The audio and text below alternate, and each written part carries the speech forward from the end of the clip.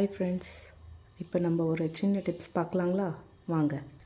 பூரி மாவு வந்து அதிகமாக பிசைஞ்சிட்டிங்க, இல்லை பூரி போட்டுட்டு மீதி நிறைய மாவு மீந்துருச்சு அப்படின்னா என்ன பண்ணலான்றத ஒரு டிப்ஸாக சொல்கிறேன். நான் என்ன பண்ணுவேன்றதை சொல்கிறேன், வாங்க பார்க்கலாம்.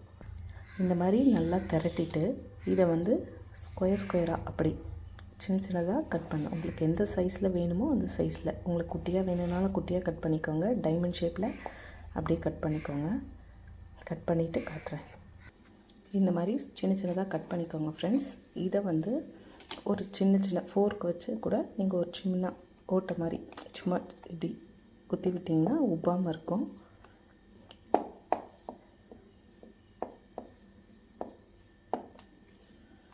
இதை வந்து எண்ணெயில் போட்டு பொரிச்சு எடுத்துக்கலாம்.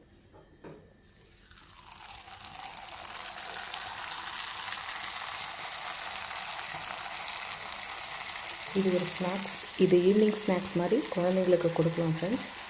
நல்ல மொறுன்னு சூப்பராக இருக்கும். உங்களுக்கு வேணும்னா இதில் காரம் ஆட் பண்ணிக்கலாம். நான் இப்போ எதுவும் காரம் ஆட் பண்ணல, நான் லாஸ்ட்டாகவே சேர்க்க போகிறேன். இது நல்லா பொரிஞ்சதும் காட்டுறேன். சில பேர் கலகலா செய்வீங்க இல்லைங்களா, அதில் வந்து இனிப்பு போட்டு செய்வீங்க.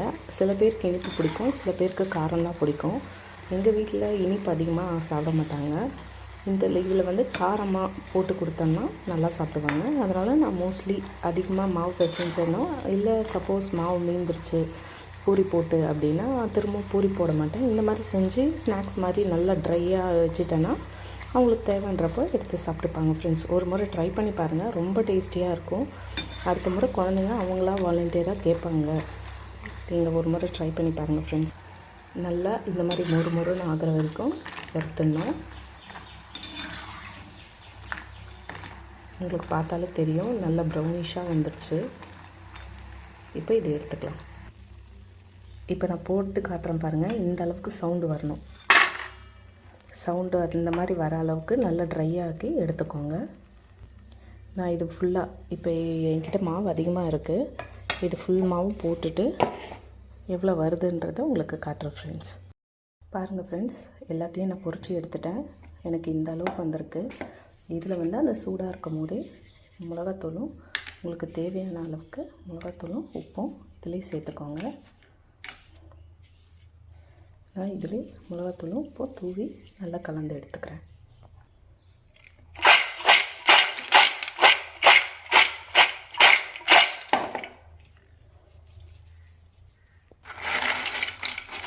நல்லா சத்தம் கேட்குதுங்களா உங்களுக்கு?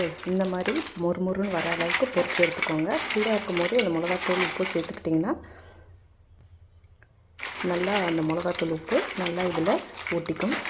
அதுக்கப்புறம் ஒரு நல்லா ஆறின பிறகு ஒரு ஏர் டைட் பாக்ஸில் போட்டு வச்சுட்டிங்கன்னா இது ஈவினிங் பசங்களுக்கு ஸ்நாக்ஸுக்கு நல்லா இருக்கும்.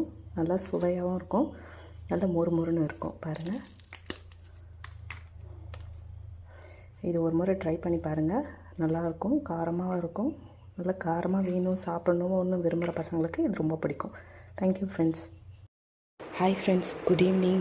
என்னடா இவ்வளோ சைலண்ட்டாக பேசுகிறேன்னு பார்க்குறீங்களா? என் பையன் ஸ்கூல்லேருந்து வந்துட்டான். அவனுக்கு இந்த ஸ்நாக்ஸ் நான் செஞ்சது தெரியாது. அவனுக்கு ஸ்கூல் கிளம்புன பிறகு தான் நான் செஞ்சேன். இந்த ஸ்நாக்ஸ் இப்போ எடுத்துகிட்டு போய் அவங்ககிட்ட கொடுக்குறேன். அவனோட ரியாக்ஷன் என்னன்னு பார்ப்போம் வாங்க.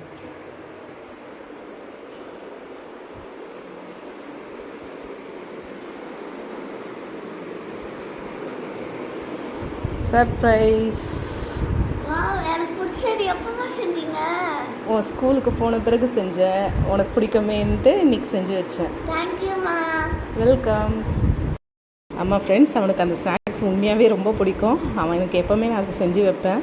அது வந்து இன்னும் கொஞ்ச நேரத்தில் பாருங்கள், பாதி ஸ்நாக்ஸ் காலி பண்ணிவிடுவான். என் வீடியோஸ் பிடிச்சிருந்தா லைக் பண்ணுங்கள், ஷேர் பண்ணுங்கள், சப்ஸ்கிரைப் பண்ணுங்கள். Thank you friends.